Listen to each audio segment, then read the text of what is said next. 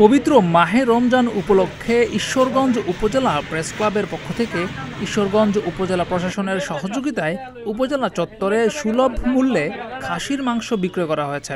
বিক্রয় করা মাংসের মান নিয়ে সাধারণ মানুষের মধ্যে ছিল সন্তুষ্টি। রমজানে গরু এবং খাসির মাংস সহ প্রয়োজনীয় জিনিসের দাম বরাবরই বাড়তে থাকে। অসাধু ব্যবসায়ীরা রমজান এলেই এগুলোর দাম বাড়িয়ে দেয়। সেখানে বাজার স্বাভাবিক রাখতে ময়মনসিংহের ঈশ্বরগঞ্জ উপজেলা চত্বরে 1000 টাকা কেজিতে বিক্রি হচ্ছে খাসির মাংস।